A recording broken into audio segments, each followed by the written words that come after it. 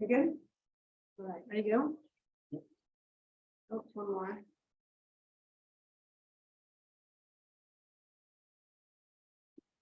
All right, can everybody hear me okay?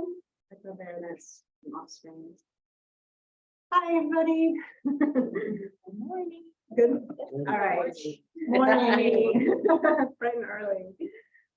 Welcome to Celebrating Sims, Oral Histories, and Community Storytelling toward a collaborative practice for polyvocal Black historical recovery.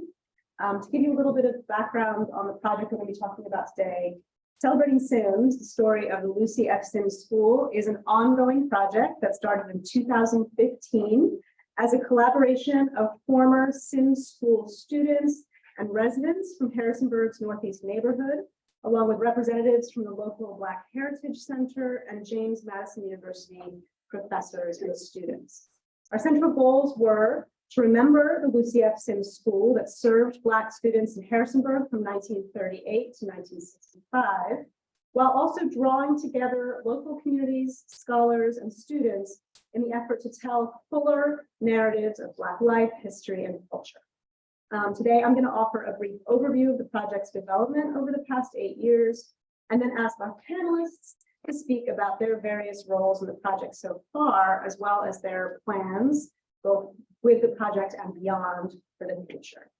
I'll be your moderator. My name is Mollie Godfrey. I'm an associate professor of English and African-American diaspora studies at James Madison University.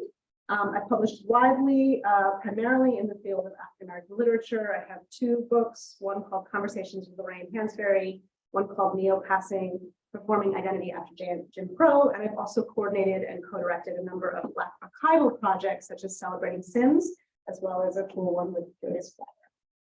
Our panelists are Mayor Deanna Reed, who was sworn into office for Harrisonburg City Council on January 3rd, 2017, and then selected by her fellow council members as mayor.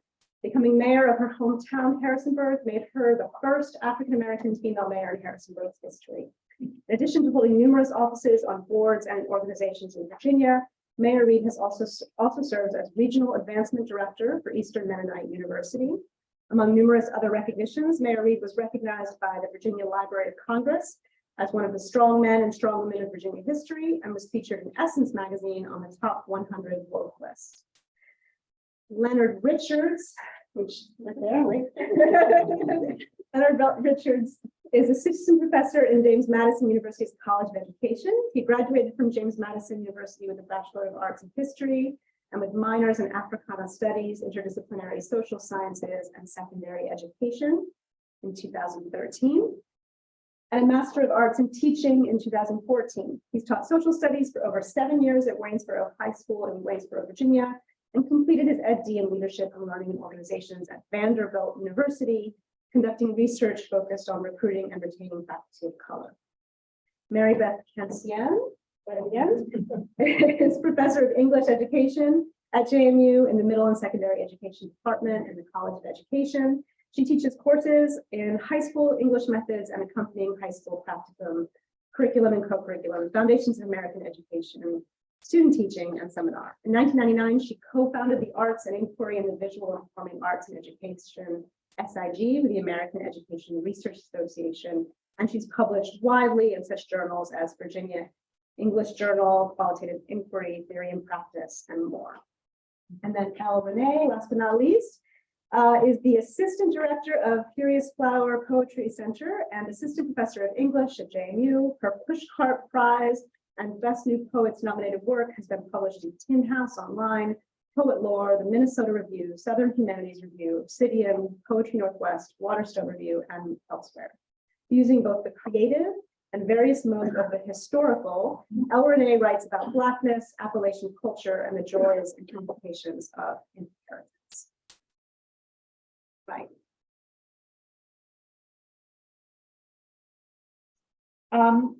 So I'm going to tell you just a little bit about the Celebrating Sims project before we get started, and then I'm going to open it up. We're going to do this as kind of a round table with questions for each of our panelists. So to give you some background, the Lucy F. Sims School in Harrisonburg was named after Lucy F. Sims, a woman who was born enslaved in 1856. After emancipation, She received her degree from Virginia's Hampton Institute and eventually settled in her hometown of Harrisonburg to teach over 1,800 students from 3 generations. The Lucy F. Sims School was built soon after her death, named in her honor, to serve Black students from all over Rockingham County and beyond between 1938 and 1965, at which point the school was closed when the Harrisonburg School District integrated. The building eventually reopened as a community center, though for years little trace of its important history remained. And the original Celebrating Sims exhibit, which was installed on the walls of the former school in 2015, aimed to tell the story of the school in terms of its place at the heart of local and community life. So you can see here, this is what the building of the Lucy F. Sims School looks like, and this is how the walls inside the school looked when we started the project. We worked with 2 faculty members, myself and my co-director, Sean McCarthy, who can't be here today, 18 undergraduate students, and over 60 community partners, including an advisory board of at least a dozen former Sims students, worked together to scan photographs, compile memories, and put together a permanent exhibit that's about 60 panels long and installed on the walls of the school. So now you go in the building, it looks like this. We also digitized all the material that was used to create the exhibit, and all that's available in a kind of post-custodial online archive on our website. We created a companion booklet so that people coming to the visitor center downtown have something to point them to the exhibit and to remember it by. And then over the following years, after this launched in 2016, we went out and got more grant funding in order to produce copies of the exhibit, which have been installed at all 5 of the local active high schools in Harrisonburg and Rockingham County. So we have a full copy of the exhibit now installed in the atrium of Harrisonburg High School, and then smaller versions installed in all 4 of the Rockingham County high schools. We also created a traveling, and that looks like this in Harrisonburg. We also created a traveling exhibit, which is available has toured all the libraries in our county, as well as some retirement communities and other types of centers, and is now has a kind of semi-permanent home in Memorial Hall, but it's available if anyone wants it. It's available for, for display.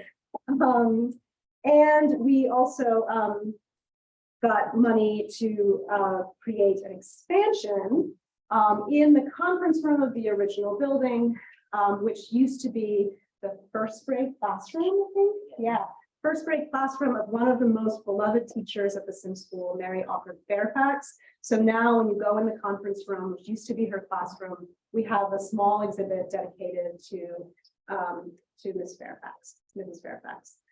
And then we also have created, because Harrisonburg is a very diverse community, there are 60+ languages spoken in the Harrisonburg High School. We have created Spanish translations and Arabic translations. Those are the 2 most populous languages, I guess, in our town. And we are working on having QR codes installed at all of the exhibit sites so that users can access those translations. Currently, what we're working on is a new curriculum embedded oral history project that's being piloted in 2 local high schools, in which students who are enrolled in the African American history elective at these 2 high schools have spent a lot of the year learning about the Lucy F. Sims School and local history, and learning how to do oral history themselves. And it's culminated in a series of, I think we got to between 10 and 12 interviews that groups of students did with former Sims School residents. Those interviews are currently being transcribed by JMU Library staff and graduate students and myself in many cases. And then will be shared back with interviewees for kind of editing and approval, and will eventually be posted on our website and made available to the community. So this is a kind of living project, very much responsive to what we're hearing from our many partners about where it should go. And all the people who are here today have played a really important role in this project. Deanna Reed from the very beginning and others coming in more recently. Our primary goal in all pieces of this project, and here are just some photos of their oral history work in action, has been the principle of sharing authority over the way that this story gets told. So sharing authority involves inviting a plurality of voices to take part in a more participatory version of historical recovery and production. So that's the kind of guiding principle of the project. So with that introduction, I'm going to open things up to invite our panelists to tell you a little bit about how they've gotten involved in this project and what they take to be its value. So starting with the question, and I'm going to start with Mayor Reed. So if you could please tell us about your role in the project, the experience you brought to the project, and the value you are taking away from it. So good morning. Thank you so much for having this panel discussion on this very important project today. So for me, I'm from Harrisonburg. I was born and raised there. And SIM school was very much a part of my upbringing. And I mean, that's the school where my grandparents went. That's the school where my parents went. After SIMS was closed as a school, it opened up as a community center. So that was the center that I went to after school, hung out there. And so it was very much a big part of not only the community, Black community, but my life. And so Mollie and Sean reached out to members of the community. I still live in the community where I grew up in. So I still live in the Northeast neighborhood. Still live in the house that I grew up in, to be honest. I didn't leave the hood. Still right there. Parents live in the backyard. Cousins live across the street. They were telling me about this project, and at the time, some of my aunts were still living, or one in particular, Darce Allen, who passed recently, but she wanted to get me involved as the mayor, but not only as the mayor, but a community member. So I joined the advisory team.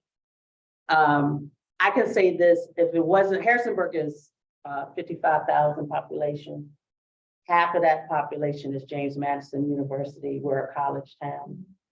So we have this wonderful state university in our city, and we have a private university as well, Instrument Night University. But I say this humbly to Mollie and Sean, because if it wasn't for them having the compassion to work with the community, we would never have been able to tell our story in this way. And so I'm grateful for that with her, and the sensitivity and the passion that they brought to the project. They didn't do anything without the elders' permission. They didn't do anything without us having total involvement in it. And so this project has literally came to life and telling our ancestor stories.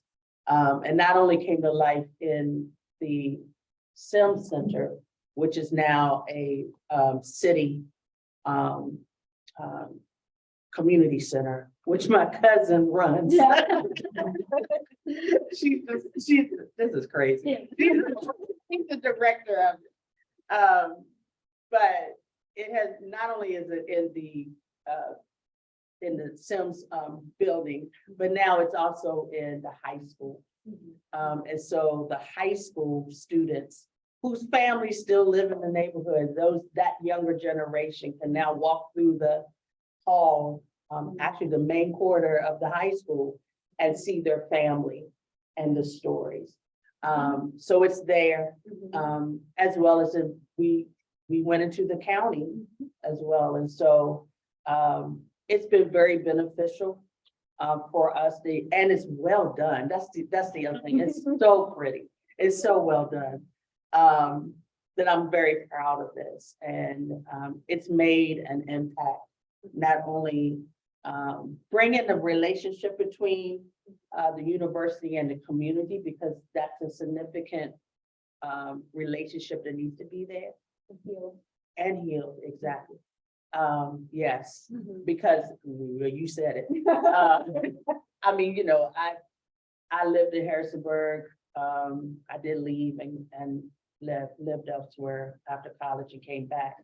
But I ran an after-school program for probably about 10 years. And I tell this story all the time. It's very important for our young people. And Harrisonburg has 65 different languages spoken there.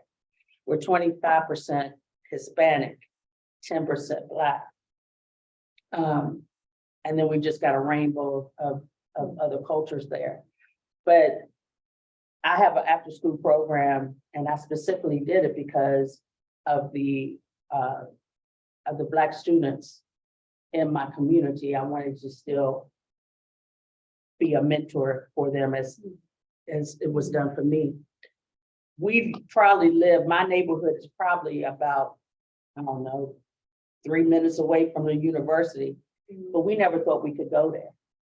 We never thought that we could go to James Madison University.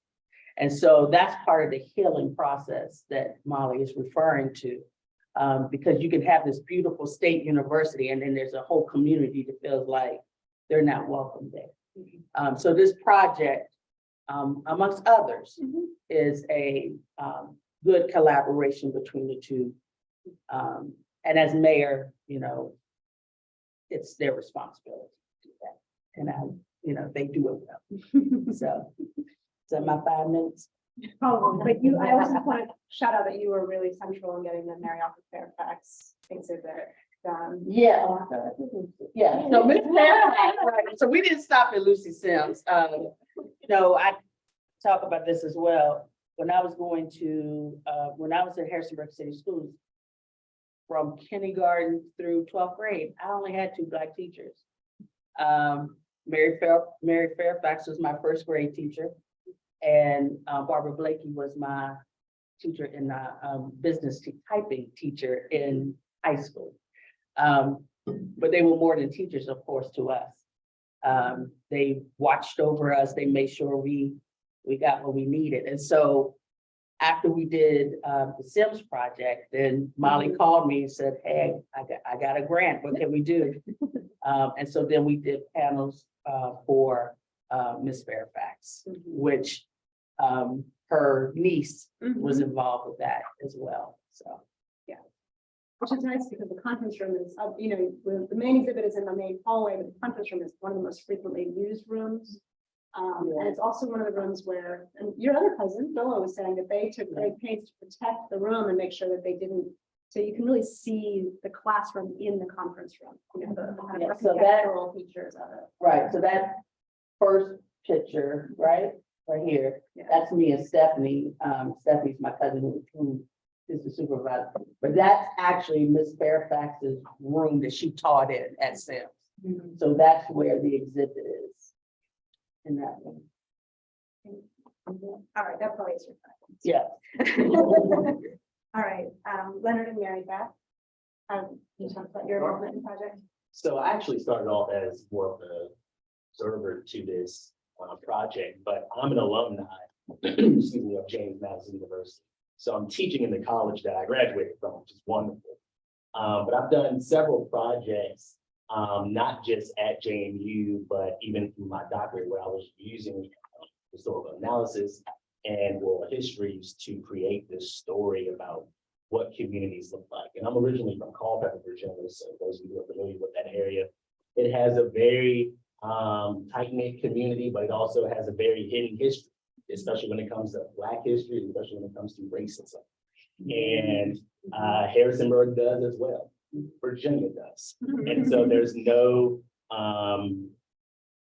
exemption to that particular history. And so taking on this role as an observer, it allowed for me to see not just how disconnected sometimes our schools are to the community, but the universities that exist in our community. So disconnected to the overall communities that live there, especially communities of color. So I'm glad that Mayor Reed had mentioned that. So the work that I did on this particular project was helping those teachers, because I'm a fellow or former teacher myself in public schools, and helping those teachers gather resources, both primary and secondary resources that would be beneficial to the learning of those students when they took on this particular role.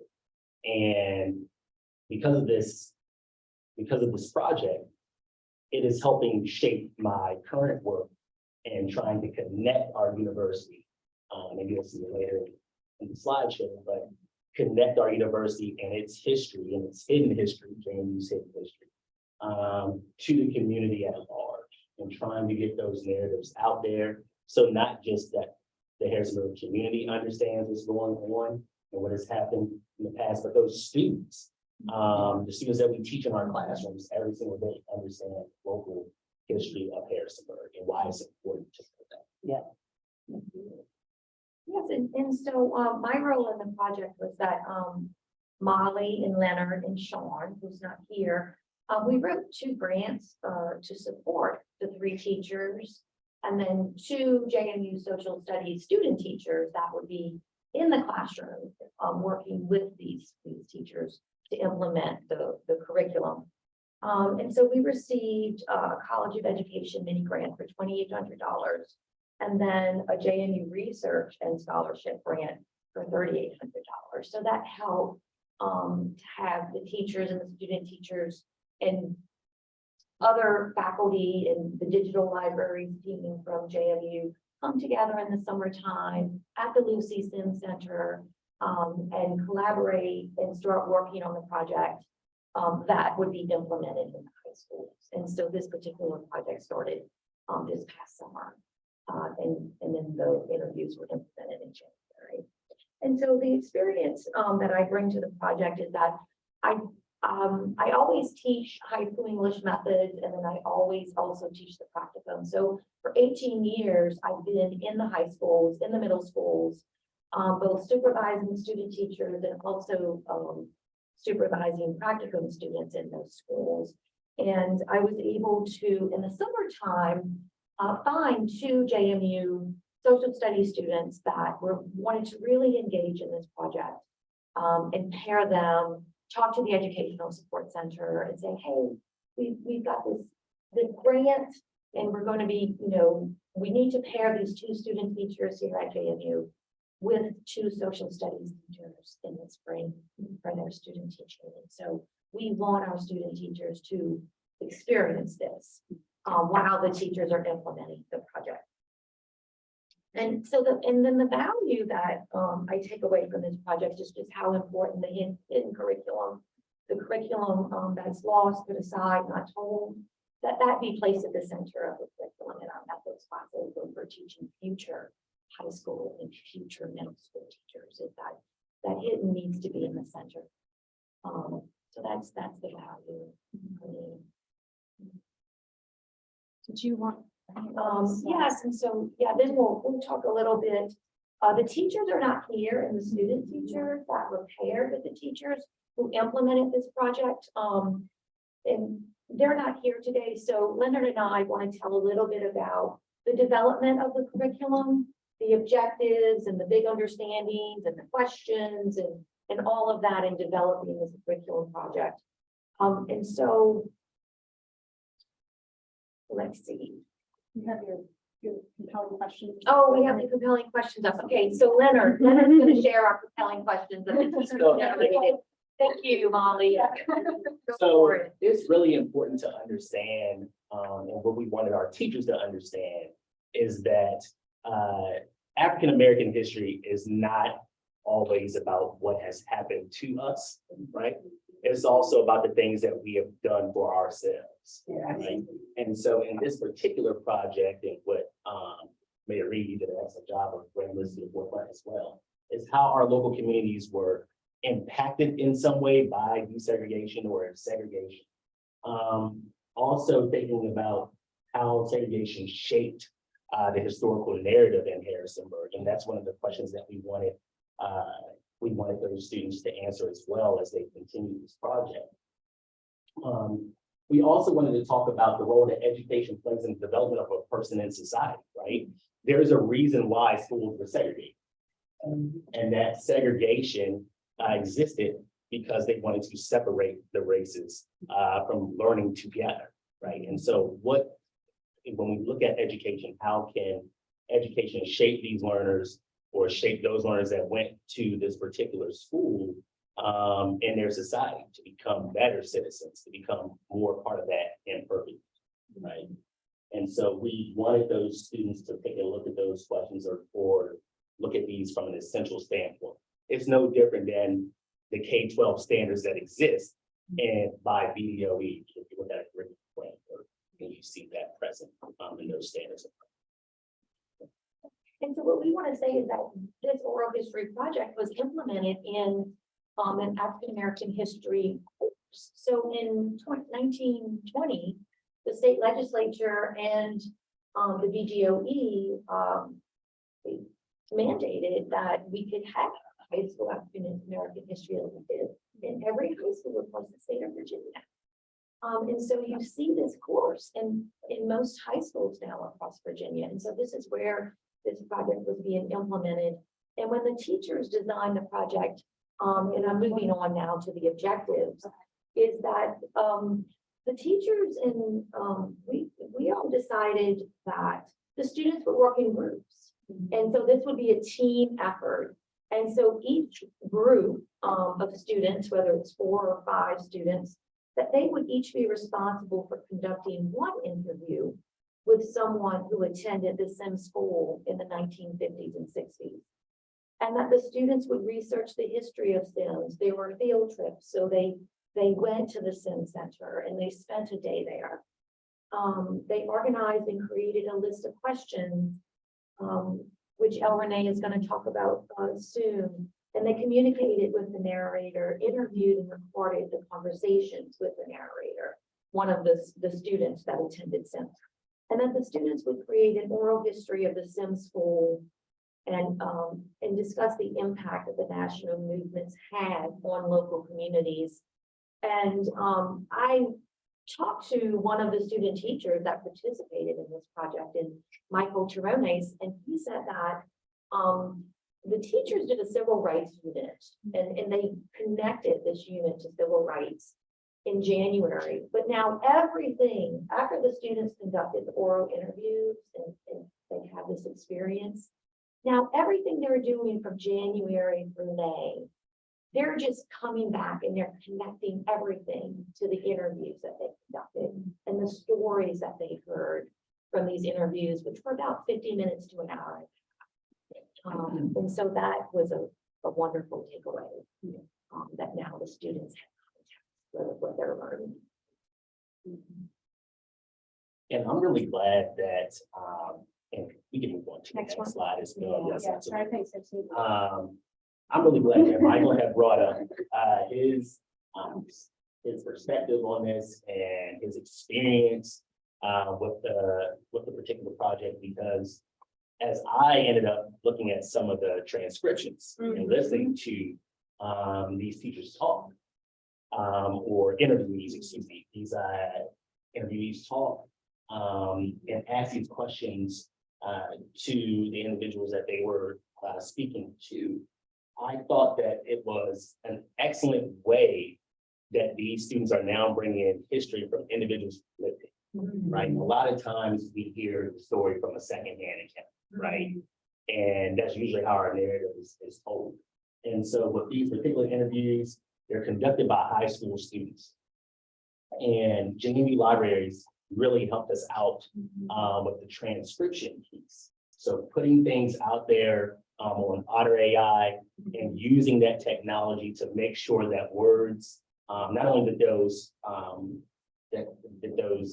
past students' words matter, but they were told accurately. And so we made sure that we looked through this after JMU Libraries did their transcription, and I started to look through some of the transcripts and started editing to make sure that everyone's words were accurate and that you could actually understand what was being said and that it was transcribed appropriately. And so just doing the additional cleanup work that's needed when you're conducting oral histories. Did I skip over something you were going to say, Mary Beth? No, Earlier, no, I'm sure. So, Renee, you want to tell us a little bit about your involvement in the project? Yes, hey y'all. So I say y'all a lot, that's to give a little clue of the context in which I'm coming from. So I said, as in the bio, I'm a descendant of Black Appalachians. To be more specific, my ancestors lived on tobacco field areas of Virginia, Chatham, Java area. And I had a great grandfather who made the decision to leave Virginia. And in my family, we say trade one kind of dirt for another, to go to the coal mines of West Virginia, southern West Virginia. And so as a child, I grew up in Ohio, where my grandparents ultimately settled after mining dried up, with kind of this duality, right? I lived in Columbus, Ohio, so it's a city. I went to public schools in this city, but my family and our traditions and the way that we spoke was most definitely West Virginia Appalachian language. And I was always really curious as a child about stories. My grandmother said when I was born, it looked like I had been here before. And I took that later many years as the highest compliment of always being drawn to elders, always wanting to sit at the feet of elders, always wanting to hear their stories and wondering about what it was like to live. And for my grandfather for 43 years to go into the belly of a mountain day after day and not know if he was going to come out. So for me, my work, my poetry and my nonfiction work is informed by me being a collector of my family stories and me doing that work, starting to do that work as a teenager. And so when Mollie presented me with this opportunity to work with these dynamic high school students, I jumped at the chance because what I wanted to kind of impress upon them before we kind of got into the how-to and the techniques was empowering them to know that they were a vessel, right? This wasn't an interview where you had your 10 questions and I'm asking the question and you answer and I'm moving to the next one. No, this isn't about you. This is not about you. This is about equipping you with the tools that you can be a vessel for someone else to unlock memories and tell their story. And sometimes knowing that you might be the first person who even ever asked them in their whole lives. Who were you? How did you live? How did you get over? Right? So I wanted them to not go into this opportunity, you know, super heightened nervous and did I get it right? And did I get all the questions in? I wanted them to lean into their listening. So one of the things that we did during my time with the two high school classes was I played them clips of my aunt, who has a very particular style of speaking, tell stories about what it was like for her and our family to migrate from, at that time, Bluefield, West Virginia. They lived in Bluefield, Virginia too, across the way, but Bluefield, West Virginia to Columbus, Ohio. And she talked about encountering racism for the first time, not in West Virginia, but in Ohio, like a big city. And so I played this clip so they could hear her telling her story. And they had an opportunity to write down what they heard. I wanted them to tune out what was around them and lean into some really deep listening. And so to take some notes as they were hearing this clip. And equipping them with the tools of, after you think about what was it that you heard, how might you ask a follow-up question? So the thing I really wanted the students to know was, I feel like in oral history collection, there's two different kind of strategies. There's the narrative strategy of, well, then what happened? Well, what did you do when that? Well, how did he? There's that mode, right? But I'm a poet. So I also wanted to talk to them about the lyric space. What is that? What is a lyric question? And so I wanted them to think about questions that activate the five senses, right? What do we see? What do we smell? What do we touch? What do we taste? What does it sound like? And in doing that, when you start speaking very specifically and very detailed language, people can walk you through their memory. And so I wanted to equip them with that. We also talked a little bit about using photographs as a tool for interviews. I tell the story, which I'll save for later for my bit, about the collecting of my family's photographs, these Black and white photographs that have been passed down for many, many generations that now I am the keeper of. And what can you do when you have an actual photograph to show the person you're interviewing? And the thing that's been really transformative in my own work is seeing how people stop talking in past tense when they see photographs, and they start talking in the present, that they're transported back to that place and back to that feeling and back to that time. So I was really delighted to hear, I got feedback from some of the students talking about this. One of the students I want to shout out, Danita, a 17-year-old senior, talked about the fact that we also talked about the people in the photograph and their facial expression. The body language tell us so much within that quick flash.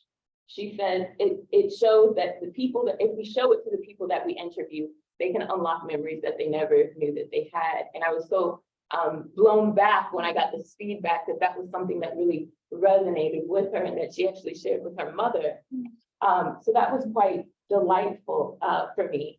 And then, so we went through these different kinds of strategies. And then I also asked them to pair up and ask each other these kind of oral history, kind of using these strategies with one another. So it also was great because, you know, my teachers in the room know, you know, you get in the space, and now in the continuing era of COVID, people don't know how to talk to each other. They look at each other, they don't know what to say, right? And so I think also creating that space where they got to learn about the person sitting next to them was really, really lovely. And we had time to talk back through that and talk back, well, what was the next question you asked them after you started with this lyric question?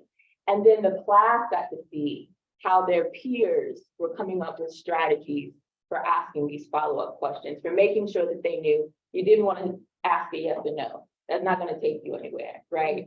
How do we lean into our wonder? And I was so delighted to do that with these students. They, oh, that's me. I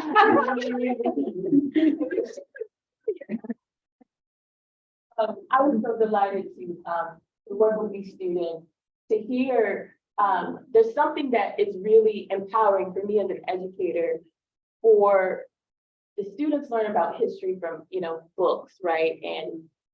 But when they hear someone tell their story in their voice, when they heard my aunt cackle, oh goodness, they lit up. When we talked about also strategies for digressions, right? Because when we speak to our elders, the story is not linear. We're gonna go down to the left, to the right, to the up, to the down, right? And so how do we stay with that? If we're activating, if we are appreciative of the fact that we're the vessel and we're not the lead, we're not the leader, right? We walk alongside you in that digression. And I tell them, it's okay if the question isn't answered the first time. Go with where they're going. Make a note to yourself. And once they're done with that digression, you could say, well, you know, we started off talking about this. Can you also tell me more about that? There are ways to come back to things, right? But it requires a kind of appreciation that what I wanted them to also understand is that they're making history by taking part in this project, that they are part of the archive themselves, and how empowering that is for teenagers to also feel like that they matter, that they matter. So I was just thrilled. I could go on and on, but I'm not. But I was just really thrilled about people having the time to slow down. People feel like there's such a distance between our elders and our young people. And in my family, it wasn't that way. I had home training though, so there's that. But there wasn't that way. There was a way in which there was curiosity. And I wanted them to tap into that and know that what was happening was a really beautiful experience, but also one in which they might not ever have again in this kind of context. And I think that they really got that. So And I'll just say, having just transcribed a bunch of these things, you can really see the effect of your work with them. They were asking really, asking about like, how did it smell? And amazing follow-up questions and just really like listening. They're really. Some of the elders were making lunch dates with our students by the end of their interviews, so we know they were connecting. So I have one more question I'm going to ask everyone, and we're just going to take a few minutes each on this, so we have time for questions from our audience, which is just tell us what you would hope to see as future steps, either for this project or for your work in related areas. I'm going to start, if that's okay, just to say one plan that we have, and we're currently like, knee deep in transcribing interviews and making sure that everyone's okay with the transcriptions and has signed off on us publishing the interviews and the transcriptions on our website. But we also want to make sure that the interviews are like maximally available to the community, that the community knows that these are for them. So when we first launched the Celebrating Sims exhibit, we had a big, there were 400 people came to the opening at the Sims Center, and we were able to have computers on stands so we could showcase clips from one of our collaborator, Bill Harper's documentary. And so kind of following on that, we're hoping to be able to have a soft launch of these oral histories at the Sims Center probably in May, if we can make it, so that people, with kind of some sort of devices or computers so that people can listen to the interviews, and so that students and the their interviewees can reconnect. And I also just want to quickly shout out the teachers were so intentional about making sure that the students had met their interviewees before they did their interviews. They had time to get to know each other first before they had the conversation. And they also had all of the interviews at the Sims Center. So there was that sense of like, it's right here, this is the room, that sense of place helped inform those interviews. So we want to bring them all back to the Sims Center to listen to the interviews and celebrate this work with their families and with the community. I'm also working on another project because we've been doing this for 8 years. We've been like really struggling with how do we keep getting money for this? How do we keep connecting with other people? How do we connect with other people that are doing this work? How do we make sure people know? How can we all work together to make projects like this more sustainable? So I am working on a mapping project currently with a whole bunch of graduate students at JMU and JMU library staff, with the goal of kind of putting Black digital and public humanities projects on the map so that they're more searchable and findable. We're kind of planning, if you're doing a project like this, we'll probably be reaching out to you soon with the hope of making it easier for us who are doing this work to find each other, to connect with each other, and see the different strategies that we're using to make this work possible, as well as maybe seeing some of the kind of the obstacles we're facing, right, in trying to do this work. So that's what I'm working on. You want to share your? Yeah, so a couple of things I want to say as everybody was speaking is, one, this particular project has brought so many people together. So I'm thinking about, wow, not only did we bring together the elders in the neighborhood, and the university, but we brought in our high school students as well. That's incredible. Also, I don't know where everybody is located, but if you have universities in your city, in your town, use them. And I say that, no, use them. Use their resources. Use their resources. They can help get something that you might have thought, well, wow, how can I get this done? Or, and I do believe it's their responsibility to support the community that they live in. This particular project is another project that I've kind of pulled Mollie into. This is what we're calling now is 252 North Mason Street. This particular house has been gifted to my family, to my father actually, but this house is part of the Green Book. And so here we go. See, yeah, you ready? Yeah, you ready? So Yeah, this house is right in my neighbor, actually right down the street from my house, but out of an act of kindness, my father has been retired for 22 years. There was a brother and a sister, Snooky and Bubs Rouser, and they lived in this house. This was their mother's house, their grandmother's house, actually. My father retired, got to know him in the neighborhood and started taking care of the both of them. Never been married, didn't have any children. And 22 years, he was taking them to their doctor's appointments and, you know what we do in the neighborhood. So the brother passed, and then the sister just passed a couple of months ago. I left this house for my father. And so we, he kept telling, my dad, he can exaggerate. So over time, he kept telling me, Dad, this house is historic and whatever. And I was like, yeah, okay, Dad. And he was like, back in the day, that green book. And I was like, yeah. And he said, well, George Washington Carver stayed there. And I was like, Dad, don't go out telling people that. I don't know what you're talking about right there. And so he's like, I know for real. So anyway, long story short, he was right. I'm sorry, because I started pulling in, resources. And I'm like, can you help me to research this house? Lo and behold, yes, it's part of the Green Book. There were 3 houses in Harrisonburg at the time. 2 of them got demolished during urban renewal. This house stood. And the first time I walked in the house, it looked like nothing has been changed. We're in the process of going through appraising the house, going through the rooms. It's a 5-bedroom house with 1 bathroom. But we did find the ledger where people signed in and signed out. We found stuff dated back to the late 1800s. And so this is our next project, is preserving this home and hopefully turning it into a museum. I don't know what we're going to do with it. But again, the state, I pulled in resources from the state university, and they're helping us do this. So let me know if you want to listen. I know I see you over there writing. You want to bring book is part of my book. All right, well, let's go. So my capstone work when I was at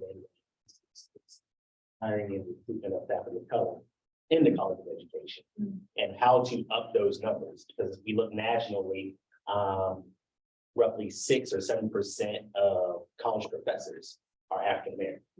And that number gets even smaller when we talk about male professors, right? And so I wanted to start looking in the culture of JMU. A lot of times in the building behind us here is Memorial Hall, and that is the College of Education at JMU, where it's housed. But this is also the old Harrisonburg High School, right? Your high school, a high school that was once segregated. A high school that was desegregated and allowed for students who went to Lucy Sims to go into this building. And so a lot of times when we talk about JMU, people don't think about Memorial Hall. And when you ask someone about JMU, we also don't think about the greater Harrisonburg area. And to be specific, Northeast neighborhood. And so how do we bring those narratives and stories together into one place? And so I wanted to continue to work with that and use Harrisonburg as a connection piece, or use Memorial Hall as a connection piece along with this project, to begin to dig up those stories, and not just dig up those stories, but to also make them accessible to not just Harrisonburg and Rockingham citizens, but to JMU students. It is so impactful, especially now with the things that we're seeing from the state government. Yes, and so over the past 4 years, I've worked on 3 significant projects in working with my high school English method students to design lesson plans. And so we helped to design lesson plans for the Furious Flower Poetry Center. The oral history project was connected with the 2 social studies student teachers in the College of Ed. And we also created lesson plans around Dr. DeFazio's Racial Terror and Lynching in Virginia website. This website gathers over 500 newspaper articles of lynchings during the Jim Crow era in Virginia. And we looked at 5 different case studies, and we connected some of those cases to a novel study in the high school English methods course, like The Hate You Give and All American Boys. And we looked at African American authors. So in thinking about the 3 projects separately, I think moving forward, it would be really nice in the methods course, which will be future middle and high school English teachers, to have them look at all 3 of these projects when they're doing their African American novel study and see where they can start to make connections and bridge possibly 2 to 3 of these projects when they're designing their lesson around it. So that's sort of a future idea. And we actually have one of those classrooms that's doing the oral histories right now. It's actually a social studies teacher and an English teacher paired together. Right, some of the teachers teach the interdisciplinary fields together. Oh, and that's about the issues. Yeah, so I'm coming at this kind of from 3 different angles, from the creative, from the scholarly, and also administrative. So as I said before, I am the granddaughter of a West Virginia coal miner who labored for 43 years, who died of Black lung disease. And I'm also a descendant of Virginia tobacco farmers and also washerwomen. I don't want to, I can't overstate the importance of Black women in holding it down. And so my grandmother, my great-great-grandmother, and my great-grandmother all were very big contributors for our family to exist. And so my work really, my creative work really engages with docu-poetics. So I come at it from using some of these interviews that I've collected over the time with my family stories.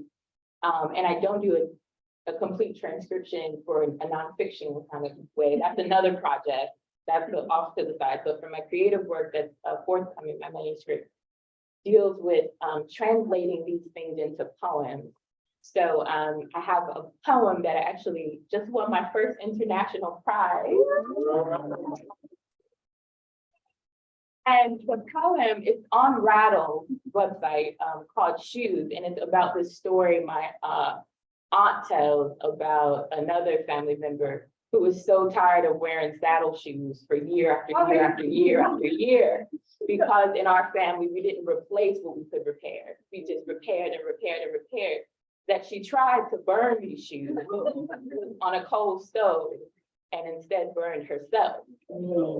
So I use that story, but if you're interested, Shoes, Renee on Rattle, I'm coming at it from the place of the poetry, and so which is fiction. So this work informs my fiction, but my work is rooted in these places that I feel like a lot of people don't think that Black people exist in these coal towns, in these tiny hollers, in places I went through. I know a sundown town on my way to find where my family used to live.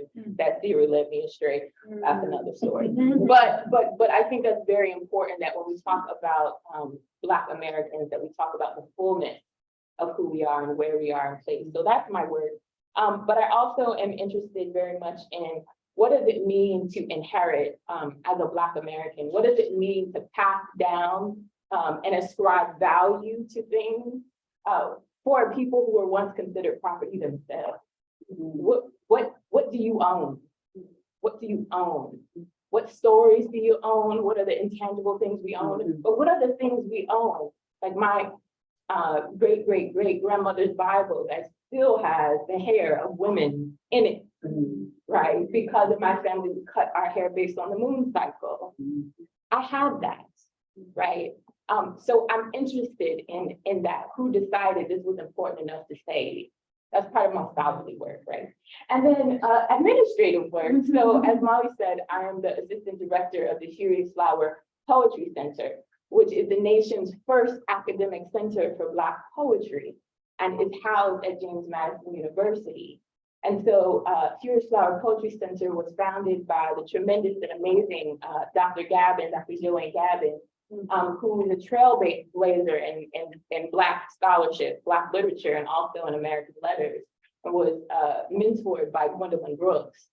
And so she has done a tremendous amount of work in archiving her work over the years.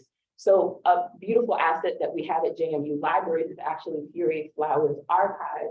I mentioned here that we received last year a grant, a $2 million grant from the Mellon Foundation to be able to preserve all of the VHSs from conferences, audio, actual materials, programs, poets who sign things. It's one of the biggest collections of this kind of material, and it's right here at JMU. So my dream is to make sure that people know that we exist. One, to make sure that people, Black scholars of Black literature also know this material is available for their research, so they can also help us inform programming, which I'm responsible for to do in the public space. But also to tell everyone here and everyone online, hey y'all, that we have a decennial conference. So once every 10 years, and it's upcoming in September 2024. In 1994, when Dr. Gavin first held the first Furious Flower Conference, it was reportedly the largest gathering of Black poets in the US. Washington Post wrote a story about it. And so it is deeply meaningful, this work that I'm doing, to have a founder who is still here. Yeah. A founder who, while she is here, we can give her her flowers, right? But to be in a position to take what she started and move it forward into places that she may have never even imagined or dreamed of, but still retain that essence and not lose track of the mission of who we are and what we set out to do. So I'm archive nerd, archiving for myself, archiving for my family, archiving with Furious Flower, and it's a beautiful, beautiful braiding of the creative, the research, and the programming and administrative stuff where I can bring more people in and hopefully create more archive nerds in the world. So. Yes, all right, so we have time now for questions. It looks like we have one already. Yes, I don't have a question, I'm just going to comment. Great presentation, enjoyed what y'all presented, but you spoke on something that just kind of moved me about what's passing down in our cultural life, and not until recently, and why it resonated with me so much. One of my cousins, I'm sorry, if I get a little emotional, it's, yeah. You're saying it. The first thing we just implemented a monthly dinner with my, and, you know, I invite both sides of my family. Well, someone from my dad's side of the family, which we don't really gather together. She asked me about cake that I made, and cake is my love language to my family. And like baking, it's kind of food that is my love language to my family. And so I was very ear. Not one of those people that, yes, when I'm in the kitchen, I'm listening to my ancestors. I'm like, okay, yeah, stop. Like seriously, I am seriously a 2-year-old of my grandmother and my mom. That's how deep and dear it is to me. So when my cousin made a comment on the paper that day, and she was like, "Did you make this on scratch?" I'm like, "No." She was like, "Well, her grandmother is somebody over and over and had a turn and something great." And I was like, you know, they're not, because I can work at everything else. And she was like, "Well, you know, I have my business her handwritten." And she didn't photos of those, and I was like, these are something. Because it was happening to a fire. Yeah. It was, you know, so that resonated with me, and we take for granted those things. Yeah. But even though you can hold it, like it just can never be replaced. I don't think replace it. I don't think replace like with those things, something even written. I don't think we cherish it enough, and we hold on to those things. But like I said, I think so much, and I am actually want to take some of that off and maybe some. Oh, Just so thank you. For that, but when you said that, I was like, okay. I mean, that was something I said to the students. I said, you know, go back home and ask your families, what do they have? What did they keep? What kind of, how, especially papers, get you some acid-free protectors, like don't let this material denigrate, right? We talked about that, but you sharing with me, and I kind of got chills as you were speaking, so that's kind of confirmation. I'm woo confirmation that you having that desire and that inclination means that you're the person who can collect, keep, and then make a plan to pass on. That's beautiful. Thank you for sharing that. I have a question here and then one note there. Thank you all for this wonderful presentation. I learned so much. And I guess I had a question that, so Mary, we were talking about tapping into your local university for the resources. Renee, you were saying just this idea that Black archives should not be in libraries. And then Leonard, I think you said as well, you're talking about that tension of the university, like the university being safety. And I guess where I'm having difficulty just kind of grappling with is that particular tension, right? Like, so you have resources that are housed by these universities that have all around these materials, but yet they're gatekeepers. Yeah. And many of the gatekeepers look like us. And then we're in a position where many of us are not archivists or librarians. So how do we even get those materials to be transferred to us? So that so it's just like this sort of complexity that I'm just. Well, I'll just start with this project. Actually, nothing is housed at JMU. It's entirely post-custodial. So all we did, we digitized and returned. Some of the community partners we've worked with have since, so Oliver, for example, have since decided that they do want a permanent institution, an institution to take care of their original papers. So Rich Oliver recently did decide to donate her family collection to JMU. Mary Ann Tucker, whose family papers we digitized, she decided to donate her papers to a local historical society. So JMU is not taking anything or possessing anything in this particular project, and that was largely because it was not a safe space. It was not a safe space for people, right? So everything that we've tried to do is to say, this is not, I mean, I see the value of it for JMU as well, but the primary goal has always been, where do you want this story told? Where do you want it? Where do you want the exhibit and where do you want the materials?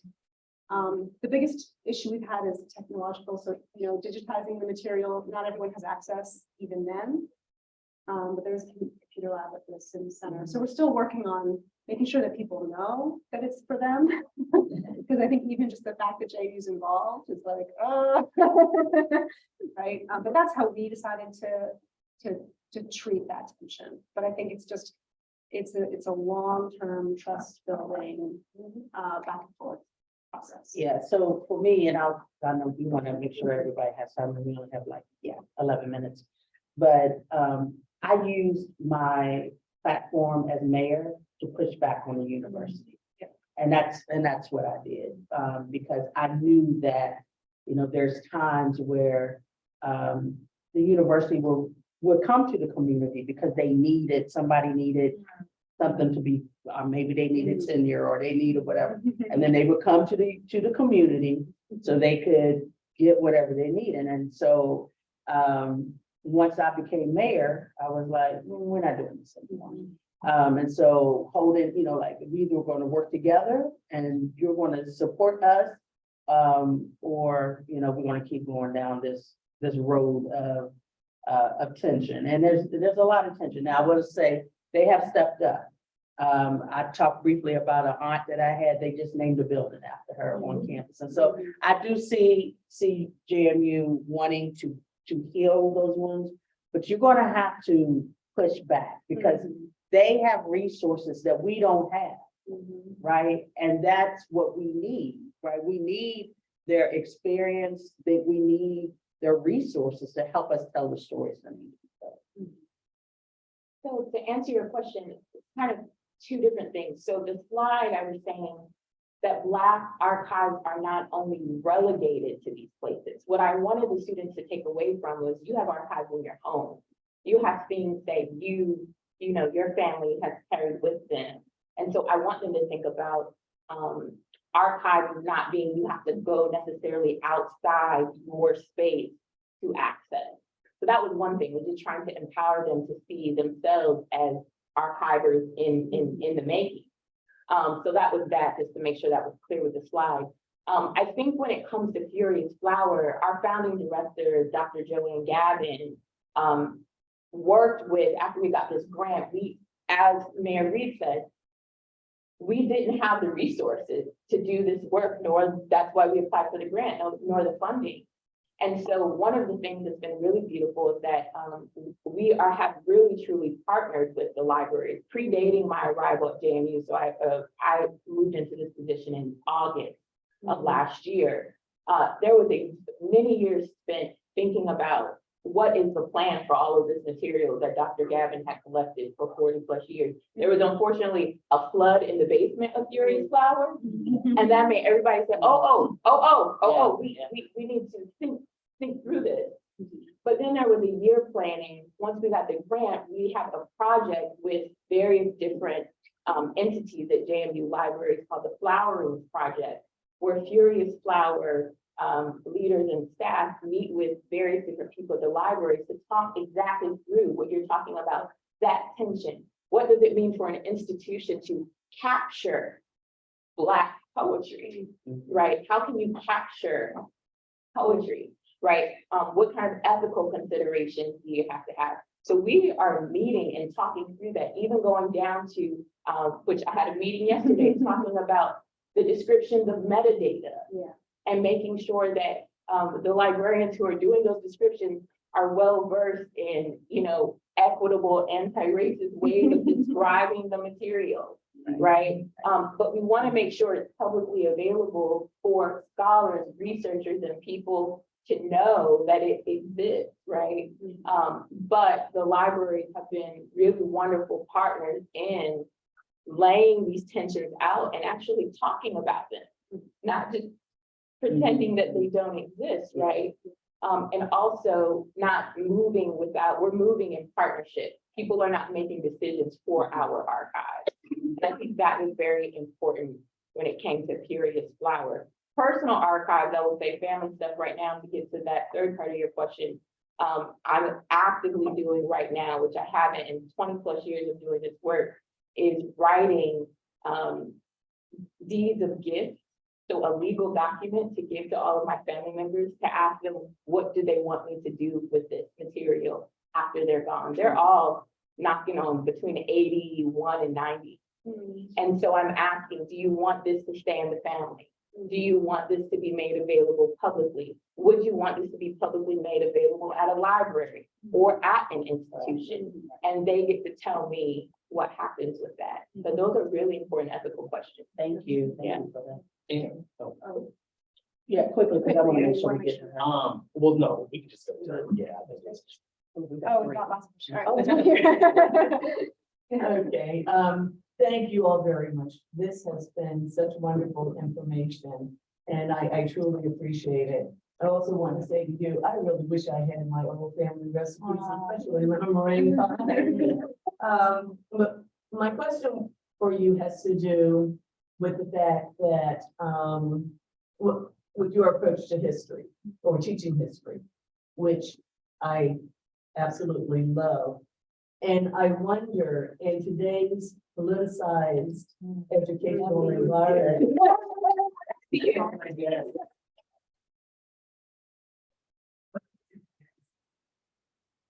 So in terms of the project, I think that these learners, we have the standards in place, right? And so one way to fight against the system is to use the standards, right? They gave us the standards, use them, put them into our class, right? And the African American history course that these students are in, this is a state created course. So in that lens, the local history is protected in that way. However, if we want to talk about the politicizing of our history right now, and the systems that exist. And we're talking about inherently divisive concepts, right? Who I'm talking about, young or young, right? When we talk about these things, one of the things that I always share with my current classes is that you cannot be afraid to push knowledge in your classroom as long as you base it in those things. And you're going to face pushback, even when you have the standards in front. You're going to experience that pushback. What you have to be mindful of as a teacher, as an educator in that space, is that the history that you are telling is true, and that critical thinking is necessary to answer the questions that are essential to the students. And so we can't keep shying away from that. The ball is in our court. It's been in our court for a long time, but especially since 2020. And so now let's take that ball, run with it, start making some changes, not just in our curriculum, but in our culture as well, to uncover this hidden history that has been tucked away. So thank you so much for that. I just really quickly, after the pushback in the fall, in the summer, I think, against this course, the enrollment increased. Yes. Students want to know, about the history that has been hidden from them so long, and not just Black students, white students. Hispanic students. We have a. I'm a student teacher, like a pre-service teacher right now, but I want to work in the elementary schools. So I'm wondering how I can make oral history more prevalent in elementary schools, because I think it would be a lot to ask a kindergarten to interview their grandparent. But is there ways that I can access interviews already done, or do you guys have ideas for me of how I can just make it something they can do and they can feel a part of? Beth, do you have any ideas? Was thinking about it in elementary school, maybe start with having them interview each other to practice some interviewing skills. And then maybe they could interview a sibling or a parent or a grandparent. So maybe start small with some of the questions, and maybe you can help them generate the questions about what Renee was talking about, not just the open-ended questions, but what does that smell like? What do you see when you walk into the room? Are they drinking a glass of water? Are they drinking coffee or tea? But I would take it very small steps and then build from there. They may have fun interviewing an older sibling or a younger sibling, and then maybe a parent or a grandparent. But I do, once with this project, once we have this first round of interviews up, we do hope to be able to have some curriculum where people can work with the interviews. So not just that the curriculum is doing the interviews, but also having some assignments where people can listen to them and do projects based on them. That makes sense. Yeah. 1 minute. Okay. So one of our community members asked Renee, do you have any basic tips for getting started in archival research? Any particular books or writers that would be helpful for work that focuses on archival research? Oh my goodness. Oh my goodness. Oh, let's get an email. I feel like that's gonna take more than 1 minute. If you're comfortable with it, audience member, I can follow up with you on that. I have a big, long book list I could send. So that's probably the best way to answer that. There is a book, I can't remember the full title, but I think it's called Decolonizing Methodologies. I don't know that book. Yeah, I don't know. I can't remember the name of it, but if you Google that, that's a really, I think, a beautiful place to start thinking about archival work that starts in community, in the community. Yeah. We have time for this last question today. Yes. Yeah. I just want to thank y'all. I'm going to take you all home with me. Because y'all each have such great expertise that's just right on for this project. And I could just listen to you hours about how you've accomplished. I mean, y'all have hit on the highlights, but there's a lot under the surface that's happened that I know you didn't have time for. But the historic site that I'm working with was a school for African Americans from 1879 to 1935 that was established in the campus of Renee College in Boynton, Virginia, before it relocated to Ashland, but my school, this school is my school. This school is so far back in history, we don't have the advantage of living people that live in here.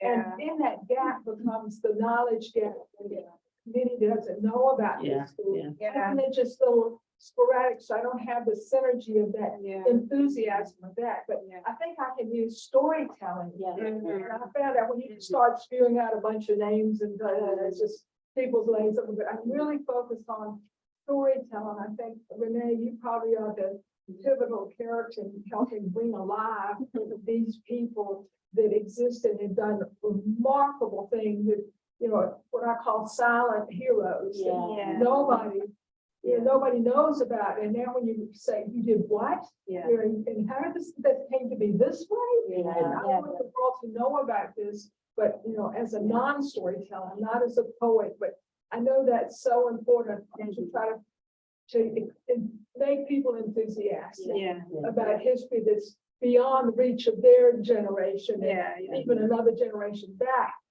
But it's so important.